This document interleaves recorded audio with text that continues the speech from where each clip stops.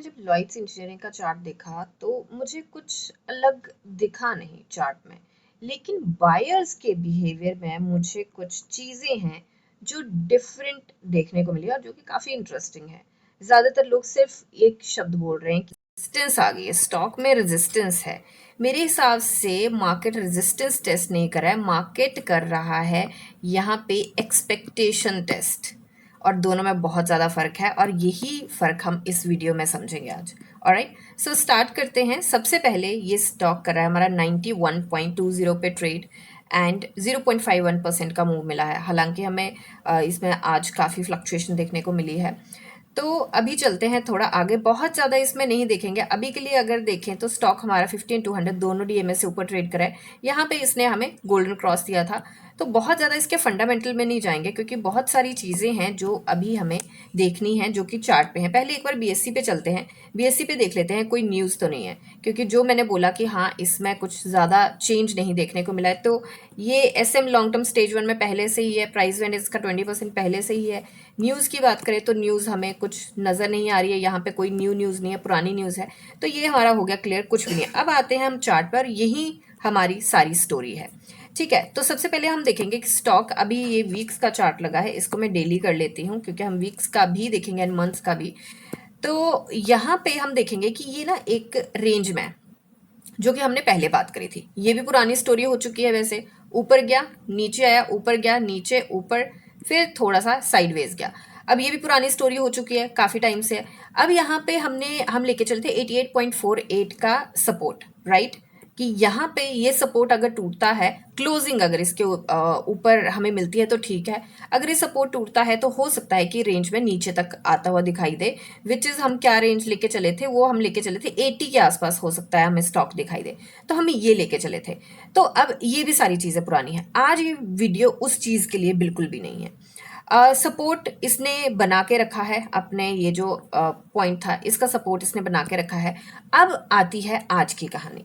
आज की कहानी क्या है? अब आज की कहानी जो निकल के आ रही है वो बेसिकली निकल के आ रही है resistance, resistance, resistance, resistance. But ये रेजिस्टेंस यहाँ पे बहुत बार टेस्ट हो चुकी है और ये रेंज बनी हुई है, इसमें रेजिस्टेंस लगातार हमें मिल रही है। तो क्या इस रेजिस्टेंस पे बहुत सारी चीज़ें ध्यान में देने वाली, जो कि मैंने डिफरेंस आपको बोला समझेंगे। रेजिस्टेंस पर रिजेक्शन होना अपने आप में कोई बहुत बड़ी न्यूज़ नहीं है, ठीक है। हर स्टॉक कभी ना कभी रेजिस्टेंस पे रुकता है, लेकिन असली सवाल ये है कि इतनी रैली के बाद क्या बायर्स अभी उसी कॉन्फिडेंस से खरीद रहे हैं? ये मेन पॉइंट है कि बायर्स को यहाँ पे कॉन्फिडेंस है इस स्टॉक में।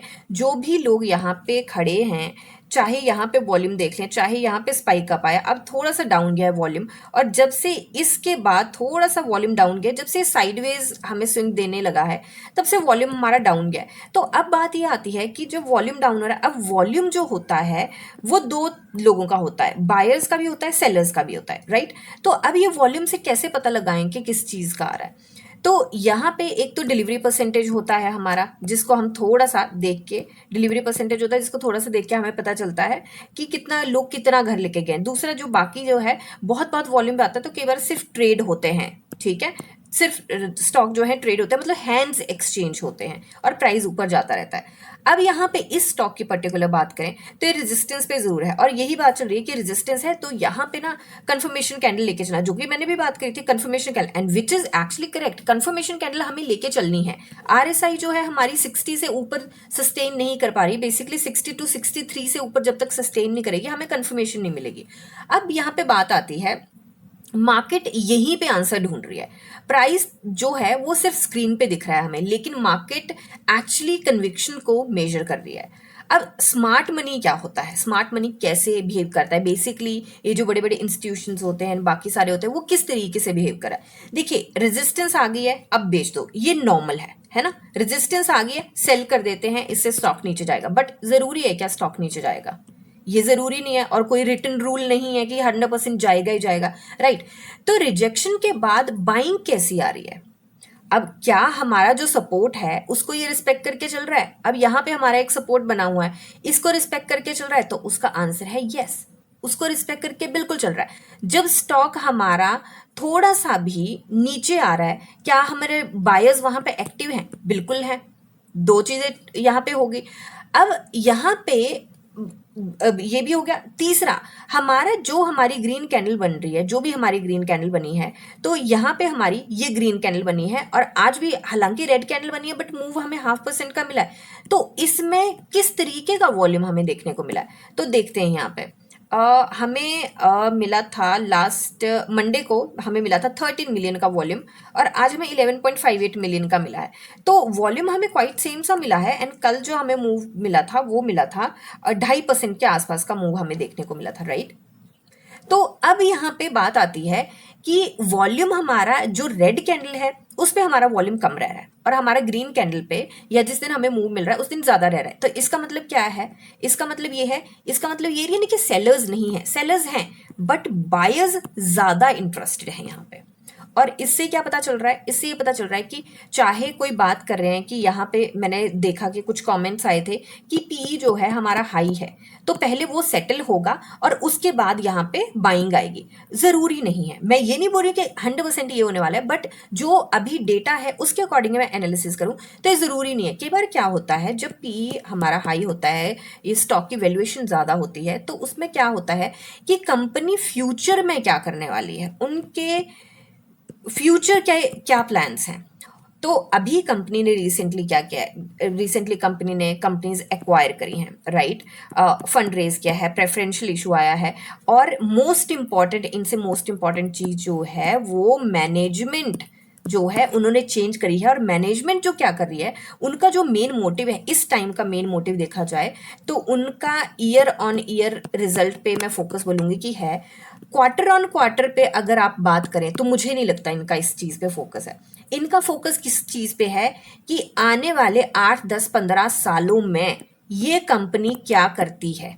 इस कंपनी की पूरी रूपरेखा ही चेंज की जा रही है और यहीं पे बात आती है मेन कि अब क्या, अगर आने वाले 10 सालों में ये $1 मिलियन कंपनी बनने वाली है तो क्या आपको 91 रुपीज का प्राइस जो है वो लग रहा है महंगा। अब ये बात आती है। अब यहाँ पे आता है अपना पी का। कई बार क्या होता है जब वैल्यूएशन जो है वो हाई होती है तो उस टाइम पे इनके फ्यूचर के जो प्लान्स होते हैं कंपनी के, फ्यूचर जो होता है कंपनी का, उसको ध्यान में रखते हुए जो फ्यूचर का प्राइस इन है वो अभी कर लिया जाता है। तो हाई वैल्यूएशन, वो बेसिकली हाई वैल्यूएशन उस तरीके से नहीं रहती है। इफ यू, अगर कोई कंफ्यूजन हो तो आप मुझे कमेंट सेक्शन में पूछ सकते हैं। अगर कोई मेरी बात से सहमत नहीं है दैट्स ओके, बट ये मेरा ओपिनियन है, ये मेरी एनालिसिस है, मुझे लगता है कि ये चल रहा है इसमें। एंड जरूरी नहीं है कि यही सही हो सकता है ना भी सही हो, बट मेरी जो वैल्यू जो एनालिसिस है, जो मेरे पास डेटा है, जो मेरी अंडरस्टैंडिंग है लाइक 10+ ईयर्स की मार्केट में, मुझे तो लगता है कि यही चीज यहाँ पे हो रही है। क्योंकि इस स्टॉक में और कोई नई चीज नहीं हो रही है एंड नई चीज ना होने के बाद, हाई पी होने के बाद, और कुछ लोग बोल रहे हैं ये महंगा है, वैल्यूएशन हाई होने के बाद भी यहाँ पे बायर्स क्यों बैठे हैं और ये बायर्स कौन है, ये बायर्स कौन है। और अगर कंपनी एक्वायर करी जा रही है, राइट, कंपनी एक्वायर करी जा रही है एंड लोग यहाँ पे इंटरेस्टेड हैं तो वो कुछ तो देख के इंटरेस्ट दिखा रहे होंगे, फ्यूचर को देख के इंटरेस्ट दिखा रहे हैं। अदरवाइज तो मतलब कोई पॉइंट नहीं बनता। 85 पे यहाँ पे 85 रुपीज पे यहाँ पे शेयर गया है, फिर और प्राइस पे मैं भूल गई उसको, तो मैं आपको गलत फिगर नहीं देना चाहती, मैं कोई मिस डेटा यहाँ पे प्रेजेंट नहीं करना चाहती। तो यहाँ पे जा रहा है तो लोग इंटरेस्टेड हैं एंड वो लोग जो जिनको 85 रुपीज पे गया है वो लोग बहुत अपने एरिया के, अपने बिजनेस के या अपनी लाइफ के बहुत उस पॉइंट पे हैं कि वो स्टूपिड डिसीजन तो बिल्कुल नहीं लेने वाले, क्योंकि वो खुद एक बिजनेस बना के, खड़ा करके, वो ब्रांड बना के फिर उसको किसी कंपनी के साथ मर्ज कर रहे हैं और मर्ज करने के बाद वो अपना हिस्सा ले रहे हैं लॉयड्स में, तो कुछ ना कुछ सोच के ही कर रहे हैं। तो yes, yeah that's a business mind and I think बहुत सारी चीजें हैं, क्योंकि since we are probably not from the business background, some of us, तो कुछ चीजें कई बार नहीं भी समझ आती। मैं सिंप्लीफाई तरीके से समझाने की यहाँ पे बहुत कोशिश कर रही हूँ ऑनेस्टली। तो अब यहाँ पे पॉइंट आता है कि आपको खरीदना है कि बेचना है या होल्ड करना है, राइट। तो मेरी समझ से अगर मैं यहाँ पे होती और जो डेटा मेरे पास अवेलेबल है उसके अकॉर्डिंग मेरे को एक चीज तो क्लियर हो चुकी है कि यहाँ पे चाहे हाई वैल्यूएशन हो, चाहे पी हाई हो, चाहे कुछ भी हो, ये स्टॉक जो है यहाँ पे बना चुका है सपोर्ट। अब क्या ये सपोर्ट ब्रेक हो सकता है? बिल्कुल हो सकता है, ऐसा नहीं है कि नहीं हो सकता। 100% गारंटी मैंने आपको पहले बोला था किसी चीज की नहीं है, ये एनालिसिस है, तो हाँ बिल्कुल हो सकता है। तो मैं क्या बोलूंगी, एक तो ट्रेलिंग स्टॉप लॉस अपना लेके चलना है और दूसरा अपना स्टॉप लॉस अपने अकॉर्डिंग, अपने एपेटाइट के अकॉर्डिंग, ये दोनों चीजें लेके ही चलनी है, राइट। दूसरा यहाँ पे समवट अभी के लिए अगर बात करें तो ये हमें कंफर्मेशन हो चुकी है, यहाँ पे है ये आज भी ब्रेक करने की कोशिश करी, हालांकि सस्टेन नहीं किया, तो इसका मतलब है कि यहाँ पे शॉर्टर्स बैठे हुए हैं बेचने के लिए, जो ऊपर नहीं जाने दे रहे हैं। तो अब यहाँ पे बात करते हैं, देखो मार्केट मैनेजमेंट की क्रेडिबिलिटी यहाँ पे टेस्ट कर रहा है, कंपनी एक्सपेंशन की बात की जा रही है, बिजनेस ट्रांसफॉर्मेशन, सारा डायरेक्शन इसकी चेंज किया है। तो मार्केट यहाँ पे ये मुझे लगता है क्वेश्चन इंक्लूडिंग मी, मैं भी यहाँ पे खुद को मार्केट के उसमें ही ले रही हूँ कि फ्यूचर एग्जीक्यूशन इतना स्ट्रांग होगा कि जो आज की वैल्यूएशन को जस्टिफाई कर पाएगा, ये सबसे बड़ी चीज है। अब एक्विजिशन करना, एक्वायर करना किसी कंपनी को, प्रेफरेंशियल इशू लाना या कोई डील करना बहुत बड़ी बात नहीं होती, बट एक्चुअल में जो बड़ी बात होती है वो होती है एग्जीक्यूशन। एग्जीक्यूशन एंड जो भी इंटीग्रेशन इसका चलेगा आगे, जो सारा कुछ होगा, क्या वो बहुत इफेक्टिव तरीके से हो पाएगा, क्या वो स्मूथली हो पाएगा, वो उस चीज पे नजर होनी चाहिए। जो भी इन्वेस्टर्स हैं स्टॉक के, उनकी नजर इस चीज पे होनी चाहिए। और यही वजह है कि कभी कभी स्टॉक कुछ टाइम के लिए साइडवेज जाता है, देखता है, टेस्ट करता है कि न्यूज क्या आ रही है, किस तरीके से मार्केट रिएक्ट कर रही है, लोग क्या देखने की कोशिश कर रहे हैं। तो अगले कुछ दिनों में हमें जो चीजें देखनी है, तो बहुत मतलब अगले कुछ सेशंस में मैं जो देखूंगी कि जैसे कि यहाँ पे हमने एनालाइज किया कि यहाँ पे जो क्या ये सपोर्ट को स्टॉक रिस्पेक्ट कर रहा है, और यहाँ पे रिस्पेक्ट करने के साथ क्या बायर्स वहां पे खड़े हो जा रहे हैं एक पर्टिकुलर पॉइंट पे, एक जो सपोर्ट जोन है। तो हाँ, तो मुझे यही देखना है कि बायर्स क्या हर डिप पे, sorry I am so sorry, तो यहाँ पे देखना है कि क्या बायर्स हर डिप पे हमें मिल रहे हैं, ठीक है, ये देखना है।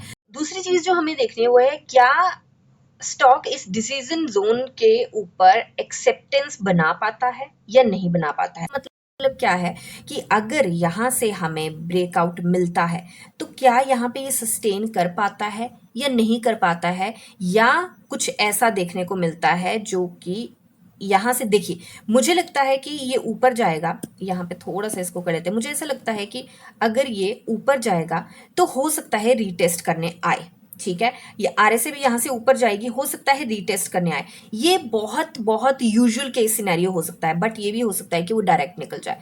तो अब सवाल ये आता है कि अगर ये टेस्ट करने भी आता है, टेस्ट करने के बाद क्या ये ऊपर जाता है, मार्केट इसको, इस डिसीजन को एक्सेप्ट करती है या नहीं करती है। अगर ये दोनों चीजें पॉजिटिव रहती हैं, ऊपर इसको एक्सेप्टेंस मिल जाती है, दोनों चीजें पॉजिटिव रहती हैं, तो रेजिस्टेंस की डिसीजन जो है वो अपने आप में खत्म हो जाएगा, जो ये रेजिस्टेंस बना हुआ है वो खत्म हो जाएगा। और यहाँ पे जो है हमें पोलैरिटी चेंज का केस अगेन देखने को मिलेगा, जो मैंने पहले भी बात करी थी कि यहाँ पे अगर ये ब्रेक करता है तो पोलैरिटी चेंज का केस हमें देखने को मिल सकता है, बट ये साइडवेज यहाँ से निकल गया, एंड अगर ये यहाँ से निकलता है अब तो हो सकता है हमें पोलैरिटी चेंज का केस मिले, और वो बहुत ज्यादा इंपॉर्टेंट है। अब यहाँ पे आती है शॉर्ट टर्म लॉन्ग टर्म की बात कि आपको एंट्री बनानी चाहिए नहीं बनानी चाहिए। हालांकि वीडियो बहुत ज्यादा लंबी हो चुकी है, 2x पे करके देख लेना इसको। सो यहाँ पे बात आती है polarity change, sorry short term long term की। तो शॉर्ट टर्म एंड यहाँ पे थोड़ा सा कर लेते हैं, तो शॉर्ट टर्म में क्या करना है, लॉन्ग टर्म में क्या करना है। शॉर्ट टर्म में सबसे ज्यादा इंपॉर्टेंट जो है वो यहाँ पे पहले रेजिस्टेंस ब्रेक होना, मतलब कंफर्मेशन कैंडल लेनी है हमें, प्लस हमें देखना है वॉल्यूम कैसा रह रहा है। तीसरी बात हमें क्या देखनी है कि ये रीटेस्ट करता है, तो रीटेस्ट करने के बाद ये यहाँ से डिसीजन को, इसको एक्सेप्टेंस मिलती है नहीं मिलती है। अब लॉन्ग टर्म की बात करते हैं, ये आपको समझ आ गया, ठीक है।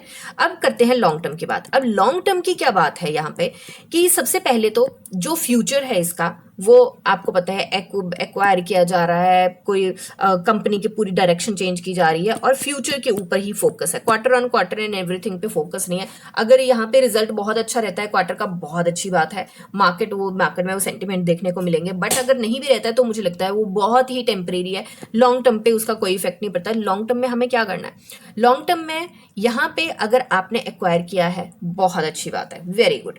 अगर आपने एक्वायर नहीं किया है तो मुझे लगता है कि पार्शियल एंट्री आप बनाई जा सकती है। अगर ये बाई चांस नीचे आता है तो यहाँ पे पार्शियल एंट्री बना के आपका एवरेज आउट काइंड ऑफ हो जाता है, ठीक है। दूसरी चीज, अगर ये ब्रेकआउट का इंतजार करना है तो जो मैंने शॉर्ट टर्म के लिए बताया, शॉर्ट टर्म वाली स्ट्रेटेजी यहाँ पे आप अपना सकते हैं, एंड लॉन्ग टर्म में पे वो ऑफ कोर्स एप्लीकेबल है। तो ठीक है, ये मेरी एनालिसिस है। एंड यस, डेटा चेंज होगा तो ऑफ कोर्स एनालिसिस चेंज होगी। अभी के लिए जो डेटा है उसके अकॉर्डिंग मेरी एनालिसिस है। एक बार इसमें हम देखते हैं बॉलिंजर बैंड लगा के कि क्या कहता है बॉलिंजर बैंड। तो बॉलिंजर बैंड का नेक हो चुका है नैरो, यहाँ पे देख सकते हैं हम नैरो हो चुका है। अच्छी बात यहाँ पे ये है कि हमारे 20 डेज सिंपल मूविंग एवरेज से ऊपर है ये, तो हमारा मतलब ब्रेकआउट, मतलब ऊपर के ब्रेकआउट का ही सिनेरियो बनता है, तो ये एक बहुत अच्छी बात है। ठीक है, तो इसको कर देते हैं हम डिलीट, एंड पिवट लगा के देखते हैं अपने कि हमारा स्टॉक एक्चुअली में कहाँ पे घूम रहा है अभी। सो इट्स ओके, तो हमारा स्टॉक पिवट से ऊपर है, राइट। तो हमारा स्टॉक जो है पिवट हमारा यहाँ पे है, जो कि जिसके आसपास की हमारी रेंज बनी हुई है, पिवट से ऊपर है, तो ये भी एक बहुत अच्छा पॉइंट है। एंड हमारी रेजिस्टेंस 1 से नीचे है, तो ये बहुत अच्छा, बहुत अच्छे पॉइंट पे स्टॉक इस टाइम पे घूम रहा है। अब यहाँ पे जो रेंज की बात करी थी, रेंज वैसे मैं आपको प्रीवियस वीडियो में समझा चुके हैं, आप उसमें भी समझ सकते हैं, बट अगर किसी को शॉर्ट में समझना तो ब्रीफ में मैं समझा दूं। ट्रेडिंग के हिसाब से जो रूल बनता है वो ये रूल बनता है कि ये नीचे आए, ये रेजिस्टेंस के पास आया, तो ये resistance resistance resistance, support support.